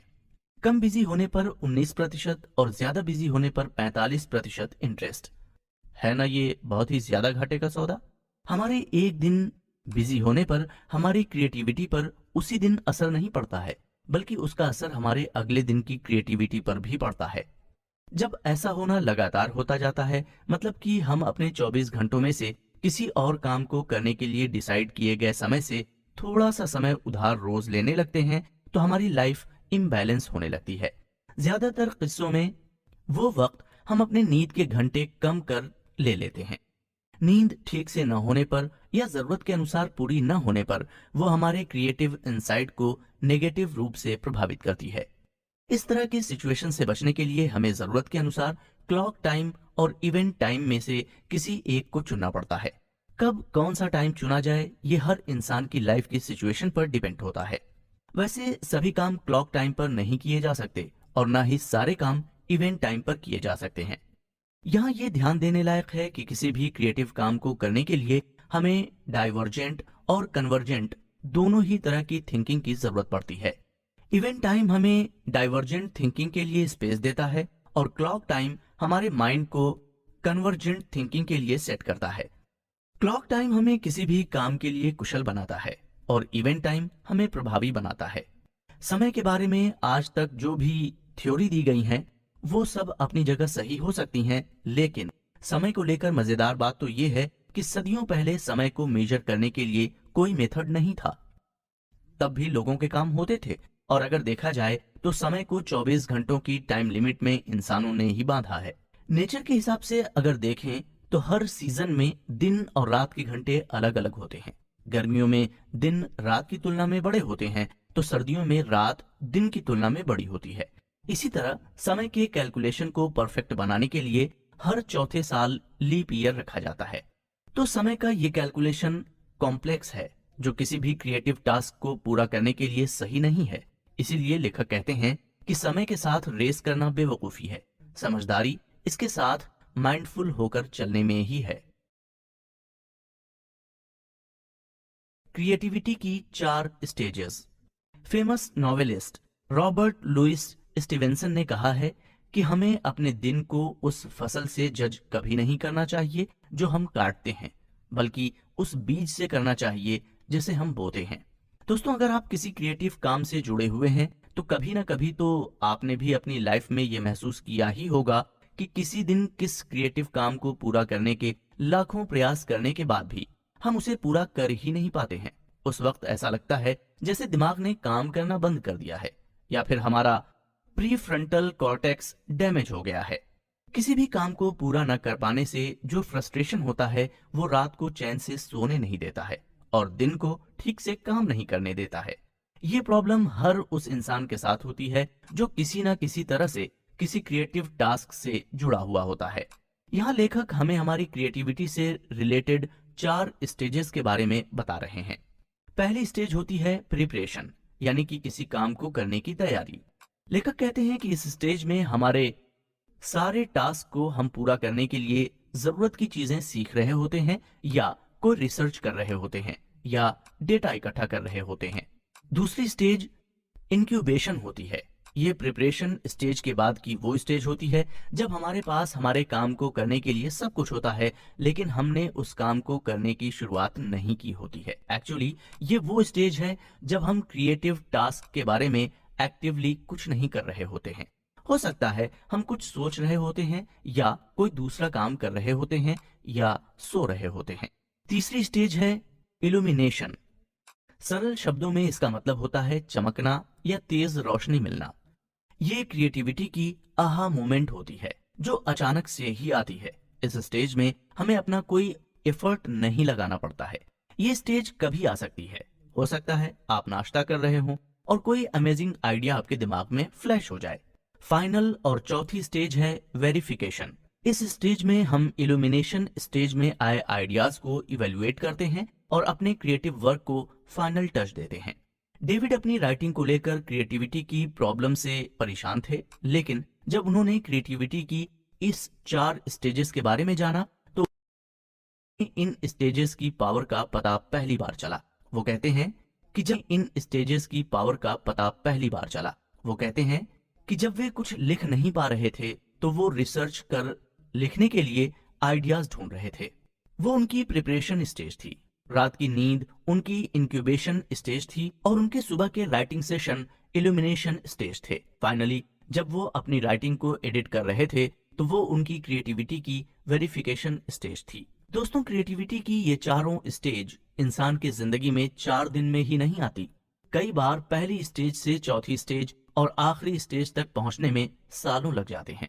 ऑथर का ये मानना है कि हमें अपनी क्रिएटिविटी को लेकर कॉन्शियस होना चाहिए, लेकिन उसे लेकर खड़ी हो रही प्रॉब्लम्स को एक साथ सॉल्व करने में जल्दबाजी नहीं करना चाहिए। जब हम एक से ज्यादा प्रॉब्लम्स के बारे में एक ही समय में सोचते हैं और उनको एक साथ सॉल्व करने की ट्राई करते हैं तो हम खुद अपने माइंड को लिमिट कर देते हैं। ऐसा करने से हम किसी भी प्रॉब्लम का सॉल्यूशन ठीक से नहीं ला पाते हैं और फिर फ्रस्ट्रेट हो जाते हैं। हमारा दिमाग बहुत शार्प होता है, लेकिन किसी काम के बारे में सोचने की उसकी भी कुछ लिमिटेशंस होती हैं। हमारा दिमाग 2 पार्ट्स में डिवाइड होता है, एक वो जो लॉन्ग टर्म मेमोरी को स्टोर करता है और दूसरा वो जो शॉर्ट टर्म मेमोरी को स्टोर करता है। लॉन्ग टर्म मेमोरी को स्टोर करने वाला पार्ट हमारी जिंदगी के बहुत से पुराने इंसिडेंट्स को स्टोर कर रखता है, इसलिए हमें बड़े हो जाने पर भी अपने चाइल्डहुड की कुछ बातें याद रहती हैं। लेकिन शॉर्ट टर्म मेमोरी वाला पार्ट ज्यादा स्ट्रांग नहीं होता है, क्योंकि वो किसी भी बात या इंसिडेंट को एक लंबे समय तक स्टोर कर नहीं रख सकता है और छोटी छोटी बातों को ही हमारे दिमाग का ये पार्ट स्टोर कर पाता है। इसका सबसे अच्छा उदाहरण क्रेडिट कार्ड का नंबर है, जो 4 या 5 अलग डिजिट्स में डिवाइड होता है ताकि हमारे दिमाग का शॉर्ट टर्म मेमोरी वाला पार्ट उसे काम होने तक याद रख सके। हमारे दिमाग शॉर्ट टर्म मेमोरी वाले इस पार्ट को वर्किंग मेमोरी भी कहा जाता है, क्योंकि ये उसी इंफॉर्मेशन को शॉर्ट टर्म के लिए स्टोर कर पाता है जिस पर हम अपने काम के वक्त सोच रहे होते हैं। माइंड को मैनेज करने की प्रोसेस में हमारे ब्रेन के इन दोनों पार्ट्स का एक दूसरे के साथ सिंक होना बहुत जरूरी है। न्यूरो साइंटिस्ट्स इसे इस तरह से डिस्क्राइब करते हैं, हमारे ब्रेन के ये दोनों पार्ट्स एक थिएटर की तरह होते हैं, जिसमें शॉर्ट टर्म मेमोरी वाला पार्ट्स स्टेज की तरह होता है जिस पर एक्टर्स परफॉर्म करते हैं, और लॉन्ग टर्म मेमोरी वाला पार्ट ऑडियंस की तरह होता है जो स्टेज पर एक्टर्स की हो रही एक एक मोमेंट को कैप्चर करता है और उसे स्टोर करता है। अब यदि स्टेज पर एक साथ बहुत सारे एक्टर्स एक साथ परफॉर्म करने लगे तो क्या ऑडियंस हर एक एक्टर्स के परफॉर्मेंस के साथ कनेक्ट हो सकेगी? बिल्कुल नहीं, क्योंकि कोई भी इंसान एक ही समय में किसी एक जगह पर ही अपनी अच्छी तरह से फोकस कर सकता है, और जब वो एक से ज्यादा जगह पर एक साथ फोकस करने की कोशिश करता है तो थोड़ा सा कंफ्यूज हो जाता है। ठीक ऐसी ही हालत हमारे दिमाग की होती है जब हम एक साथ एक ही समय पर बहुत सी बातों पर फोकस करते हैं। ऐसी सिचुएशन में हमारे ब्रेन का शॉर्ट टर्म मेमोरी वाला पार्ट लॉन्ग टर्म मेमोरी वाले पार्ट के साथ ठीक से सिंक नहीं हो पाता है और हम इरिटेट होने लगते हैं, हमें फ्रस्ट्रेशन होने लगता है। अगर हम माइंडफुल होकर अपनी क्रिएटिविटी से जुड़ी हुई प्रॉब्लम्स को देखते हैं और उसे सॉल्व करने की कोशिश करते हैं तो क्रिएटिविटी की दूसरी स्टेज का इंक्यूबेशन पीरियड इसमें हमारी बहुत हेल्प करता है। हमारी क्रिएटिविटी की ये स्टेज तभी एक्टिव होती है जब हम किसी प्रॉब्लम को सॉल्व करने के लिए बहुत ज्यादा सोच रहे होते हैं। ऐसा करते हुए हमारे ब्रेन की बहुत ज्यादा पावर उसे होने लगती है और हम कुछ भी क्रिएटिव ना तो कर पाते हैं और न ही सोच पाते हैं। ऐसे में हमारे ब्रेन की सिचुएशन ट्रैफिक जैम की तरह हो जाती है। ऐसी सिचुएशन में हमें माइंडफुल रहकर इंक्यूबेशन पीरियड पर फोकस करना चाहिए और थोड़े वक्त के लिए हमारे दिमाग में चल रहे सब विचारों को एक साइड कर कोई ऐसा दूसरा काम करना चाहिए जो हमें रिलैक्स कर सके, या फिर हमें रेस्ट कर लेना चाहिए। ऐसा कर लेने से हमारी क्रिएटिविटी का इंक्यूबेशन पीरियड एक्टिव होकर जो भी इररिलेवेंट थॉट्स होते हैं उनको वो हमारी शॉर्ट टर्म मेमोरी से डिलीट कर देता है और हमारा दिमाग फिर से चार्ज हो जाता है। दोस्तों, क्रिएटिविटी एक ऐसी पेनफुल जर्नी है जो लाइफ लॉन्ग प्लेजर देती है। अगर आप अपनी क्रिएटिविटी में अपने प्रॉब्लम्स की वजह से परेशान हैं और ब्रेन के ट्रैफिक जैम में फंस गए हैं, तो क्रिएटिविटी की चारों स्टेज का माइंडफुल होकर इम्प्लीमेंट करने से आपकी प्रॉब्लम 99% सॉल्व हो जाएगी। 7 मेंटल स्टेज और क्रिएटिविटी। ऑथर का कहना है कि हमें किसी को भी काम को रोकने से पहले खुद से ये 3 सवाल पूछने चाहिए। पहला, मैं कौन से तरह का काम अभी करना चाहता हूँ। दूसरा, उस काम को करने के लिए मेरा मूड कैसा होना चाहिए। और तीसरा, पिछली बार मैंने कब ऐसा महसूस किया था। किसी भी क्रिएटिव वर्क को करते हुए इंसान का मूड डिफरेंट सिचुएशंस और आसपास के माहौल के अनुसार बदलता रहता है। जैसे कि कोई राइटर बंद कमरे में बैठकर अच्छा फील करता है, तो किसी का मूड खुली हवा में बैठकर लिखने से अच्छा होता है। अलग अलग तरह के काम के अनुसार हमारा मूड और एनर्जी लेवल हर इंसान के केस में अलग होता है। हमारे कुछ काम ऐसे होते हैं जिसे करने के लिए हमें बहुत ज्यादा फोकस्ड रहने की जरूरत नहीं होती है और ना ही उसे करने में हमें अपनी ज्यादा एनर्जी लगानी पड़ती है। ऑथर इस तरह के काम को शैलो वर्क, यानी कि जो ज्यादा गहरा ना हो, ज्यादा झंझट वाला काम ना हो। इसी तरह जिस काम को करने के लिए हमें ज्यादा फोकस्ड रहने की जरूरत पड़ती है और उसे करने में हमारी बहुत सी एनर्जी भी लग जाती है, उसे ऑथर डीप वर्क कहते हैं। हमारा मूड दोनों ही तरह के कामों को करते हुए एक सा नहीं रहता है और अपनी इसी बात को आगे बढ़ाते हुए ऑथर क्रिएटिविटी को लेकर हमारे दिमाग की 7 मेंटल स्टेट के बारे में बात करते हैं। आइए जानते हैं कि क्या है वो 7 मेंटल स्टेट। हमारी लाइफ में बहुत से काम करने की बहुत बड़ी लिस्ट होती है। उनमें से हमें कब कौन सा काम करना है ये हम ही डिसाइड करते हैं। किसी भी काम को पहले करने को डिसाइड करने की जो ये प्रोसेस होती है वो भी पहली मेंटल स्टेट होती है। जी हाँ, बिल्कुल ठीक पहचाना आपने। इसे प्रायोरिटाइज मेंटल स्टेट कहा जाता है, जहां हम ये निश्चित करते हैं कि आज अभी हमें कौन सा काम पहले करने की जरूरत है, कौन सा काम हमारे इम्पोर्टेंट और अर्जेंट है और कौन सा नहीं। एक बार प्रायोरिटी डिसाइड कर लेने के बाद हम उसे करने के लिए क्यूरियस होते हैं। अपनी क्यूरियोसिटी की वजह से हम उस काम को अच्छी तरह से पूरा करने के लिए बहुत सी चीजें एक्सप्लोर करते हैं और उस पर रिसर्च भी करते हैं। ऑथर इसे सेकंड और थर्ड मेंटल स्टेट कहते हैं, जिसे उन्होंने explore and research mental state कहा है। अगली मेंटल स्टेट होती है जिसे जनरेट मेंटल स्टेट कहा जाता है। इस स्टेट में हमने जो भी तैयारी priority, explore and research state में की होती है उसे एग्जीक्यूट करते हैं। मतलब कि इस स्टेट तक हमारे काम की आउटलाइन तैयार होने के साथ साथ उसका एक रफ ड्राफ्ट भी तैयार हो जाता है, जिसे हमें अब केवल पॉलिश करने की जरूरत होती है। यहाँ ऑथर एक उदाहरण देते हुए कहते हैं कि जब वो कोई आर्टिकल या बुक लिखने का काम शुरू करते हैं तो पहले वो ये डिसाइड करते हैं कि आखिर उन्हें लिखना क्या है। तब ऑथर पहली मेंटल स्टेट में होते हैं। एक बार लिखने के लिए सब्जेक्ट या टॉपिक डिसाइड कर लेने के बाद वो उस पर रिसर्च करते हैं और अपने नॉलेज को और ज्यादा एक्सप्लोर करते हैं। यहाँ वो अपनी दूसरी और तीसरी मेंटल स्टेट में होते हैं। ये सब कर लेने के बाद जब वो उस आर्टिकल या बुक का ड्राफ्ट तैयार कर लेते हैं तो वो उनकी जनरेट मेंटल स्टेट होती है। इसके बाद लिखी हुई ड्राफ्ट कॉपी को एडिट कर उसे फाइनल करने की जो प्रोसेस होती है वो पॉलिश मेंटल स्टेट में होती है। दोस्तों, ऑथर के इस उदाहरण से आपको बताई हुई 5 मेंटल स्टेट के बारे में अच्छी तरह से पता तो चल ही गया होगा, लेकिन ऑथर आगे कहते हैं कि बची हुई 2 मेंटल स्टेट के बिना इन 5 मेंटल स्टेट का हो पाना पॉसिबल नहीं है। हमें हमारे क्रिएटिव काम को करने के साथ और भी बहुत से काम करना जरूरी होते हैं, जैसे कि हर महीने के पेंडिंग बिल्स भरना, फैमिली की जरूरतों को पूरा करना, घर को साफ रखना और भी बहुत से ऐसे काम हो सकते हैं जो हम रोज या वीक में एक बार या महीने के आखिरी में करते हैं। इन काम को करने के लिए जो मेंटल स्टेट होती है उसे ऑथर ने एडमिनिस्ट्रेटिव मेंटल स्टेट कहा है। सीधी सी बात है, अगर आप एक ऑथर हैं और सारा दिन केवल लिखने में ही बिता देते हैं, या अगर आप एक म्यूजिशियन हैं और अपना सारा दिन केवल म्यूजिक को ही देते हैं और अपनी लाइफ के एडमिनिस्ट्रेटिव टास्क्स को ठीक से नहीं करते हैं, तो लाइफ इम्बैलेंस ही हो जाती है। इसलिए ऑथर ने इस काम को करने के लिए एडमिनिस्ट्रेटिव मेंटल स्टेट को सबसे जरूरी स्टेट बताया है। लेकिन इससे भी ज्यादा जरूरी मेंटल स्टेट है रिचार्ज मेंटल स्टेट। रिचार्ज मतलब अपनी थकान और बोरियत को दूर कर फिर से उस काम को करने की एनर्जी हासिल कर लेना। इस मेंटल स्टेट में हम या तो सो रहे होते हैं, या फैमिली के साथ वैल्यूएबल टाइम बिता रहे होते हैं, या फिर अपनी पसंद की मूवी देख रहे होते हैं। ये भी हो सकता है कि हम वेकेशन पर कहीं घूमने भी गए हों। जैसे कि मोबाइल की बैटरी के डाउन होने पर उसे रिचार्ज करना जरूरी होता है, उसी तरह हमारा रिचार्ज होना भी उतना ही जरूरी है।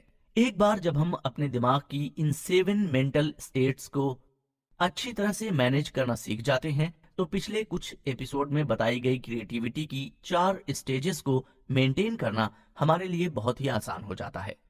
दोस्तों, हो सकता है कि 7 मेंटल स्टेट्स के बारे में अब तक सुनी गई बातें आपको थोड़ी सी मुश्किल और कंफ्यूजिंग लगें, लेकिन क्योंकि ये सारी स्टेजेस एक दूसरे से इस तरह जुड़ी हुई होती हैं कि सबके बीच एक क्लियर डिफरेंस क्रिएट कर पाना मुश्किल ही होता है। ऑथर के अनुसार जैसे जैसे हम माइंडफुल होकर अपने काम के दौरान इन स्टेजेस को भी ध्यान में रखना शुरू कर देते हैं, तो बाई एक्सपीरियंस से हमें इन सभी स्टेजेस के बीच डिफरेंस करना समझ आने लगता है। अगर हम किसी गलत मेंटल स्टेज में रहकर कोई काम कर रहे हैं, तो उसके सक्सेस होने के चांसेस कम हो जाते हैं। ऐसा होने की पॉसिबिलिटी तब और ज्यादा बढ़ जाती है जब हमारे पास कोई क्लियर विजन नहीं होता है। सही मेंटल स्टेट में किसी भी काम को करने की प्रोडक्टिविटी बढ़ जाती है। दोस्तों, अभी तक हमें क्रिएटिविटी से रिलेटेड बहुत सी ऐसी बातें सुनी जिसके बारे में हमें पता ही नहीं था, और अगर पता था भी तो हम ये नहीं पता था कि उसे और अच्छी तरह से कैसे अपनी लाइफ में इम्प्लीमेंट किया जा सकता है। ऑथर आगे और इस बारे में बताते हुए कहते हैं कि क्रिएटिव थिंकिंग और किसी भी क्रिएटिव टास्क पर हमारे आसपास के माहौल का असर जरूर होता है। ऑथर बताते हैं कि हर इंसान के पास उसका एक क्रिएटिव स्पेस होता है, और ये हर किसी का ये क्रिएटिव स्पेस उसकी क्रिएटिविटी को बहुत ज्यादा अफेक्ट करता है। ऑथर क्रिएटिव स्पेस को लेकर आगे जो कॉन्सेप्ट बताने जा रहे हैं वो समझने के लिए थोड़ा सा कंफ्यूजिंग जरूर है, लेकिन उससे हमारी क्रिएटिविटी पर बहुत ही गहरा असर पड़ता है। हम उन सभी बातों को यहाँ बड़े ही आसान शब्दों में कोशिश करेंगे। जब हम किसी इंसिडेंट या किसी थॉट के बारे में जितना गहराई और दूर से देखते या सोचते हैं, हमारे थॉट्स उतने ही गहरे होते जाते हैं और हमारा माइंडसेट एक बहुत बड़े लेवल पर काम करने और सोचने के लिए तैयार हो जाता है। ऑथर इस कॉन्सेप्ट को कंस्ट्रुअल लेवल थ्योरी के नाम से जानते हैं। इसी तरह जब हम अपने आसपास के माहौल को अच्छी तरह से देख सकते हैं और उसे ऑब्जर्व कर सकते हैं, तो हमारे लिए एक कंफर्ट एटमॉस्फेयर क्रिएट कर लेना कोई मुश्किल काम नहीं होता है। उदाहरण के लिए, हम सभी ऐसे घर या ऐसी जगह में रहना पसंद करते हैं जहां हम खुद को सेफ महसूस कर सकें। ठीक यही बात हमारी क्रिएटिविटी पर भी बिल्कुल फिट बैठती है। ये तो आपने भी अनुभव किया ही होगा कि किसी भी क्रिएटिव काम को करने के लिए जब तक हमें उसके अनुकूल माहौल नहीं मिलता है, या हम वैसा माहौल जब तक क्रिएट नहीं कर लेते हैं, तब तक हमारे लिए उस क्रिएटिव काम को पूरा कर पाना बहुत ज्यादा मुश्किल होता है। ऑथर इस कॉन्सेप्ट को प्रोस्पेक्ट रिफ्यूज थ्योरी के नाम से जानते हैं। सही मेंटल स्टेट में उसके अनुकूल काम करने के लिए हमें उसके अनुसार कंफर्टेबल माहौल बनाना इसीलिए जरूरी हो जाता है। ऑथर बताते हैं कि हमें अपनी क्रिएटिविटी को एक्सप्लोर करने के लिए खुले वातावरण की तलाश करना चाहिए। अगर आप ऑथर हैं या म्यूजिशियन हैं या किसी भी क्रिएटिव काम से जुड़े हुए हैं, तो आपने कभी ना कभी ये अनुभव तो जरूर किया होगा कि किसी नदी का किनारा, ठंडी हवा या पेड़ पौधों के बीच रहने पर आप ज्यादा क्रिएटिव हो जाते हैं। अगर ये अनुभव नहीं किया है तो एक बार कर लेने जैसा है। इसी तरह किसी भी एनालिटिक काम को करने के लिए क्लोज स्पेस यानी कि बंद कमरा ज्यादा अनुकूल होता है। क्रिएटिविटी को लेकर ऑथर के बताए इन दोनों कॉन्सेप्ट्स को अगर एक लाइन में आपको एक्सप्लेन करूं, तो ये कुछ इस तरह होगा। हमारे माइंड की 7 स्टेट्स में से प्रायोरिटाइज, एक्सप्लोर और जनरेट स्टेज के लिए ओपन स्पेस ज्यादा कंफर्टेबल होगा। इसी तरह रिसर्च, पॉलिश और एडमिनिस्ट्रेटिव स्टेज के लिए क्लोज स्पेस ज्यादा अनुकूल होगा। इसी तरह हमारे आसपास मौजूद लोगों की आपस में हो रही बातों से भी हमारी क्रिएटिविटी अफेक्ट हो सकती है। वैसे ये बात हर इंसान के केस में अलग अलग तरह से अफेक्ट करती है। कोई क्रिएटिव काम को करते हुए बिल्कुल भी आवाज सहन नहीं कर सकता है, या उस आवाज से वो बड़ी आसानी से डिस्ट्रैक्ट हो सकता है, तो किसी को उन आवाजों से कोई फर्क न पड़ता हो। किसी भी काम को करते वक्त हमारी बॉडी की पोजीशन भी उस काम की प्रोडक्टिविटी को अफेक्ट करती है। इसलिए अपने कंफर्ट के अनुसार हमारी बॉडी पोजीशन का होना जरूरी है। अपनी मेंटल स्टेट के अनुसार हम अपनी सिटिंग पोजीशन बदल सकते हैं, लेकिन दोस्तों हमारे आसपास के पूरे एनवायरनमेंट पर हमारा पूरा कंट्रोल कभी नहीं हो सकता है।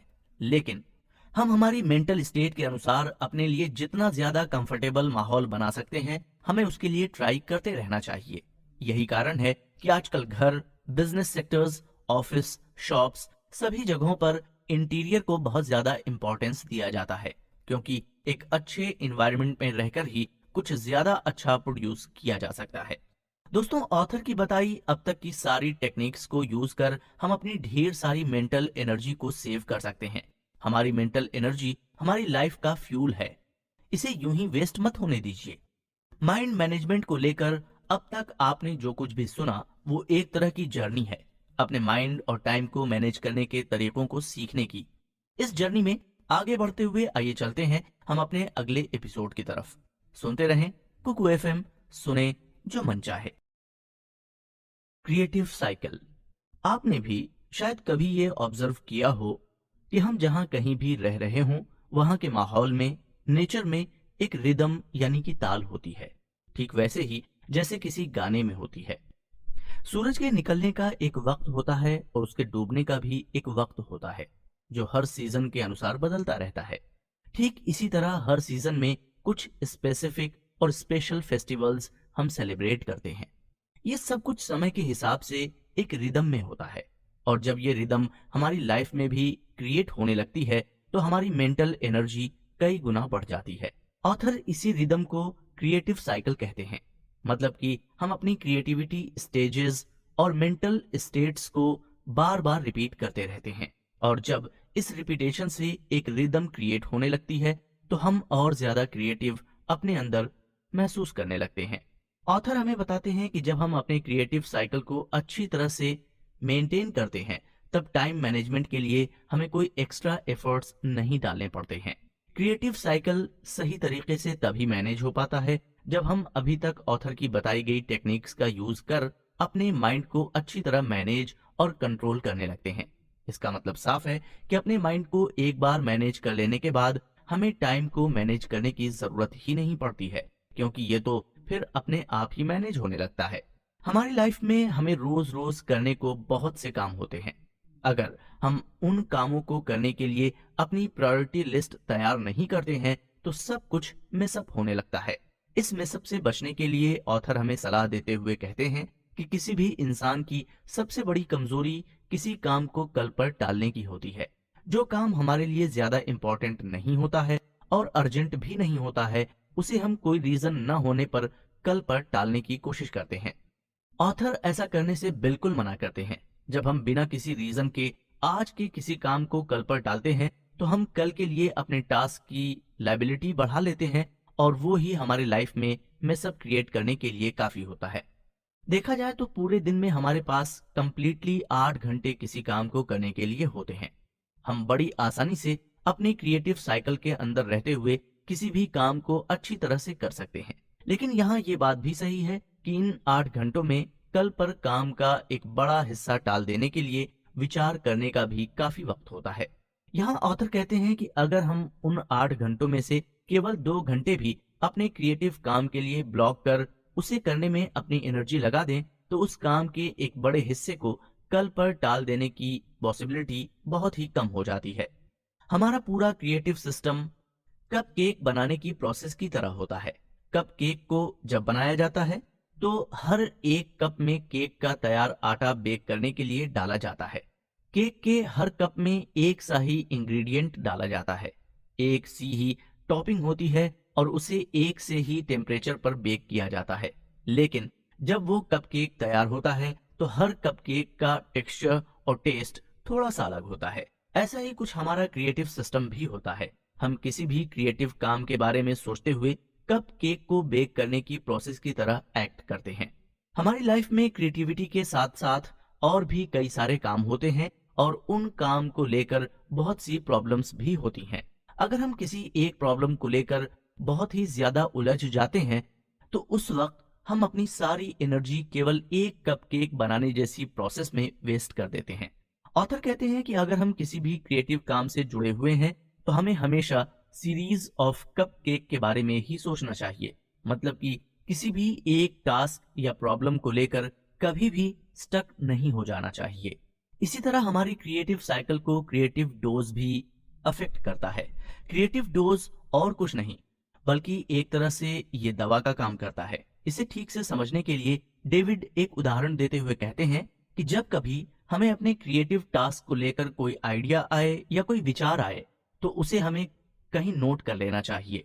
ये आइडिया या थॉट कुछ भी हो सकता है, जैसे कि शॉर्ट स्टोरी का कोई प्लॉट, किसी पेंटिंग को बनाने का विचार या कोई सॉन्ग को कंपोज करने का आइडिया। ऐसा कर लेने के बाद हमें उसके बारे में फिर आगे कुछ सोचना नहीं चाहिए और उसे अगले दिन के लिए छोड़ देना चाहिए और अगले दिन उस पर फिर से थोड़ा सा काम करना चाहिए। ऐसा करने से वो काम बहुत ही परफेक्शन के साथ पूरा होगा। ऑथर इन छोटे छोटे आइडियाज को ही क्रिएटिव डोज कहते हैं। ये एक दवा की तरह काम करते हैं जिसका केवल एक छोटा सा डोज ही हमारे शरीर के लिए काफी होता है। इस तरह के क्रिएटिव डोज का फायदा ये होता है कि हम किसी भी क्रिएटिव टास्क को कल पर नहीं टालते हैं और उस पर रोज थोड़ा थोड़ा काम करते जाते हैं। कोई भी क्रिएटिव टास्क यदि बहुत ज्यादा कॉम्प्लेक्स हो तो उसे कल पर टाले जाने की पॉसिबिलिटी बहुत ज्यादा होती है और क्रिएटिव डोज उस पॉसिबिलिटी को कम कर देते हैं। जब हम किसी भी नई बात के बारे में जानते हैं और अचानक से उसे ऑब्जर्व करना भी शुरू कर देते हैं और जब हम किसी क्रिएटिव प्रॉब्लम्स के बारे में सोचने लगते हैं तो हमारा सबकॉन्शियस माइंड उसके सॉल्यूशन के बारे में सोचने लग जाता है।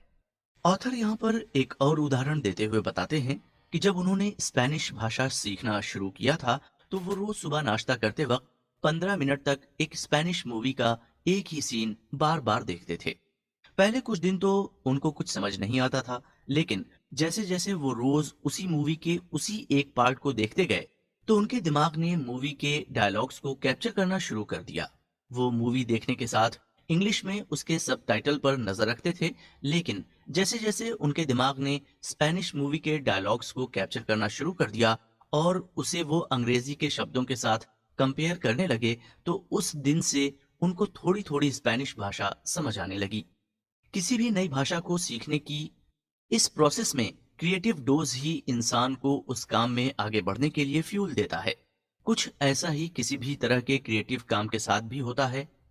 इन क्रिएटिव डोज को समय समय पर लेते रहने से हमारी प्रोडक्टिविटी तेजी से बढ़ने लगती है। दोस्तों, हमारी लाइफ हर समय एक सी नहीं होती है। इसमें अप्स एंड डाउन्स आते ही रहते हैं और इन्हीं के साथ चलते हुए हमें अपने सारे काम पूरे करने होते हैं। Mind management not time management के ऑथर डेविड की लाइफ में भी कुछ ऐसा अनसर्टेन हुआ था। एक दिन उनकी मदर को अचानक से ब्रेन हैमरेज हुआ और वो कोमा में चली गई थी। डेविड के लिए वो समय बहुत ही मुश्किल समय था, लेकिन उनका कहना है कि अपनी लाइफ की मुश्किल से मुश्किल सिचुएशन में भी कोई भी इंसान अगर चाहे तो अपने क्रिएटिव सिस्टम को एक्टिव रख सकता है। इसे एक्टिव रख पाना केवल और केवल माइंड को मैनेज और कंट्रोल करने पर ही पॉसिबल हो सकता है।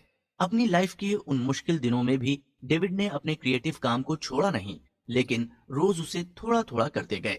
आज आप डेविड की किताब की जो ये बुक समरी सुन रहे हैं, उस किताब को डेविड ने अपनी मदर कोमा वाली सिचुएशन में ही पूरा किया। डेविड कहते हैं कि मुश्किल समय में क्रिएटिविटी को बनाए रखने के लिए क्रिएटिव डोज बहुत काम आते हैं, जिससे हमारा क्रिएटिव साइकिल एक्टिव बना रहता है। सिंपल सा उदाहरण है, कोई राइटर अगर रोज 250 शब्द लिखता रहे तो वो 200 दिनों में बड़ी आसानी से अपनी कोई भी बुक पूरी कर सकता है। इसी तरह हम अपनी लाइफ का कोई भी टास्क क्रिएटिव डोज के साथ बड़ी आसानी से पूरा कर सकते हैं। कोरोना पेंडेमिक के बाद वर्क फ्रॉम होम का जो कल्चर शुरू हुआ है, उसमें कई लोगों को अपने टाइम को मैनेज करने में बड़ी मुश्किल आ रही है। उस मुश्किल का केवल एक ही कारण है कि हम जरूरत से ज्यादा फोकस अपने टाइम को मैनेज करने में करते हैं। ऐसी सिचुएशन में जहां अपनी पर्सनल और प्रोफेशनल लाइफ के बीच रही छोटी सी दीवार के टूटने का खतरा हमारे सिर पर लगातार बना रहता है, वैसे में हमें माइंड मैनेजमेंट की जरूरत टाइम मैनेजमेंट से ज्यादा है। दोस्तों, अब तक के सारे एपिसोड सुनकर आप ये तो अच्छी तरह से समझ ही गए होंगे कि समय की कीमत समय के हिसाब से ही होती है, और जब हम अपने माइंड से अपने टाइम को कंट्रोल करना सीख जाते हैं तो हमारा समय हमारे लिए कब और कितना कीमती है ये हम खुद ही डिसाइड करने लग जाते हैं। ये सब सीखने के लिए हमें केवल इसकी प्रैक्टिस करने की जरूरत है। माइंड मैनेजमेंट को आसान स्टेप्स में अपनी लाइफ में इम्प्लीमेंट करने के लिए ऑथर ये कहते हैं कि हमें ज्यादातर इवेंट टाइम का यूज करना चाहिए। जो काम इवेंट टाइम से न हो सके, केवल उनको ही क्लॉक टाइम से करना चाहिए।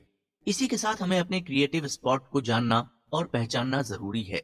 इसे जानने के बाद अगर हम रोज रोज अपनी क्रिएटिव ब्लॉक्स को दूर करते रहते हैं तो हम अपनी मेंटल स्टेट को बड़ी आसानी से मेंटेन कर सकते हैं। मेंटल स्टेट को मेंटेन करने के साथ साथ हमें क्रिएटिविटी की 4 स्टेज का भी ध्यान रखकर उसे इम्प्लीमेंट करते रहना चाहिए। माइंड को मैनेज करने की टेक्निक्स को अपनी लाइफ में इम्प्लीमेंट कर उससे बेस्ट रिजल्ट पाना कोई एक दिन का काम नहीं है। लेकिन दोस्तों, आपने अब तक mind management not time management के ऑथर डेविड की कही बातों को अगर ध्यान से सुना है तो उसे आप अपनी लाइफ में इम्प्लीमेंट कर बेस्ट रिजल्ट जरूर पा सकते हैं। दुनिया में जो लोग भी अपनी क्रिएटिविटी के दम पर आगे बढ़ते हैं वो इन सब टेक्निक्स का यूज जरूर करते हैं। उम्मीद है आपको अब तक के सारे एपिसोड पसंद आए होंगे। तो चलिए अब आगे बढ़ते हैं इस बुक समरी के आखिरी एपिसोड की तरफ, जिसमें आप जानेंगे एपिसोड 5 में पूछी गई पजल्स का जवाब। एपिसोड 11, पजल के जवाब। अपनी लाइफ की मुश्किलों को हैंडल करते हुए कुछ लोगों को कई चीजों से घबराहट होने लगती है। किसी एक चीज पर उनका कंट्रोल नहीं रहता और वो खुद को हेल्पलेस महसूस करने लगते हैं। मेडिकल की भाषा में इसे एंजाइटी कहते हैं। लेकिन कई बार हेल्पलेस की ये फीलिंग होपलेस में बदलने लगती है, यानी कि इंसान अपने भविष्य से उम्मीद खो बैठते हैं। तब इस सिचुएशन को डिप्रेशन माना जाता है। ये जरूरी नहीं है कि जिसे एंजाइटी है वो डिप्रेशन में भी हो या डिप्रेशन में घिरे हुए इंसान को एंजाइटी की शिकायत भी हो। एंजाइटी और डिप्रेशन दोनों ही तरह की सिचुएशन इमोशंस से अटैच होने के साथ साथ माइंड और टाइम मैनेजमेंट से भी रिलेटेड होती हैं। ऐसी सिचुएशन में इंसान की क्रिएटिविटी उसका लाइफ सपोर्ट सिस्टम होती है। आपके आसपास अगर एंजाइटी या डिप्रेशन से परेशान कोई नजर आए तो आप ये बुक समरी उन लोगों को भी सजेस्ट करके एक अच्छा काम कर सकते हैं। इस बुक समरी में हमें अभी तक जो भी बातें सुनी वो हमारी क्रिएटिविटी को लेकर ही थी। लेकिन दोस्तों, ये इसका मतलब ये नहीं है कि आप इसका उपयोग केवल क्रिएटिव कामों को पूरा करने के लिए ही कर सकते हैं। माइंड को मैनेज करने की टेक्निक्स हम सभी के लिए फायदेमंद हो सकती है और इसका यूज कर हम ऐसा कुछ कर सकते हैं जो हमारी सोच से भी बाहर हो। दोस्तों, उपलब्धि सिर्फ जो समाज की नजर में है वो नहीं है। बड़ी उपलब्धि तो वो है जब आप अपने दिमाग में बनाए गए दायरों को तोड़ें और आप समझें कि ये भी एक पॉसिबिलिटी मेरे लिए मौजूद है। जिंदगी में यहीं से बदलाव की शुरुआत होती है। आपने अब इस बुक समरी को सुनते हुए इस एपिसोड तक आए हैं, इसका मतलब यही है कि आपने अपनी जिंदगी में बदलाव की शुरुआत कर दी है। इसी शुरुआत की आपको बधाई देते हुए आगे बढ़ते हैं और जानते हैं एपिसोड 5 में पूछी गई पजल के जवाब। याद है ना दोस्तों, एपिसोड 5 में पूछी गई पजल? चलिए, अगर नहीं याद है तो एक बार फिर से उसे यहाँ सुन लेते हैं। पहली पजल थी हरा आटा लाल पराठा, उसे मिलजुल कर सब सखियों ने बांटा। इस पजल का जवाब है मेहंदी। दूसरी पजल थी 3 अक्षर का मेरा नाम, पहला कटे तो राम राम, दूसरा कटे तो फल का नाम, तीसरा कटे तो करूं काटने का काम, बताओ क्या है मेरा नाम? इस पजल का जवाब है आराम। इस पजल को अगर आपने सक्सेसफुली सॉल्व कर लिया है तो आप अपने क्रिएटिव स्पॉट को पहचानने में एक्सपर्ट हैं और अब आपको जरूरत है केवल ऑथर की बताई गई बातों को अपनी लाइफ में इम्प्लीमेंट करने की जरूरत है। यह जरूरी नहीं है कि आप सारी बातों को अपनी लाइफ में इम्प्लीमेंट करें। आपकी लाइफ की सिचुएशन आपके काम के अनुसार जिस समय जो भी कॉन्सेप्ट आपको इम्प्लीमेंट करने जैसा लगे उसे जरूर अपनी जिंदगी का साथी बना लें। ऐसा करते रहने से रिजल्ट आपको जरूर मिलना शुरू हो जाएंगे। इसके साथ ही ऑथर कुछ काम की टिप्स देते हुए कहते हैं कि दूसरे लोग हमारे काम या विचारों के बारे में क्या बोलते हैं, उसकी हमें परवाह नहीं करनी चाहिए, क्योंकि हम खुद अपने आप को उनसे कहीं ज्यादा जानते हैं और समझते हैं। हमें कुछ क्रिएटिव लोगों के साथ में ज्यादा से ज्यादा वक्त बिताना चाहिए। इसके लिए लेखक हमें बच्चों के साथ ज्यादा समय बिताने की सलाह देते हैं, क्योंकि पूरी दुनिया में बच्चों से ज्यादा क्रिएटिव और कोई नहीं होता है। उनकी कल्पना शक्ति एकदम खुली होती है, और यदि हम उनके साथ में रहेंगे तो वो हमें हमेशा हमारी लिमिटेशन से बाहर की बातों के बारे में सोचना सिखा देंगे।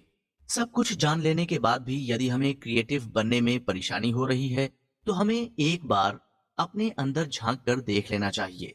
हर कोई क्रिएटिव होता है, लेकिन यदि हमें लगता है कि हम क्रिएटिव बनने के लायक नहीं हैं, तो पॉसिबिलिटी है कि हम कभी भी क्रिएटिव नहीं बन सकेंगे। हम अपने ऊपर भरोसा बढ़ाकर बहुत कुछ कर सकते हैं। हमें अपने सोचने के तरीके को भी बदलते रहना चाहिए। रोज रोज किए जाने वाले काम को करने का तरीका भी कभी कभी बदल लेना चाहिए। जैसे कि किसी जगह जाने का अपना रास्ता बदल लें, टॉयलेट में जाकर कुछ पढ़ें, शहर में घूमते वक्त नई नई चीजों की तलाश करें।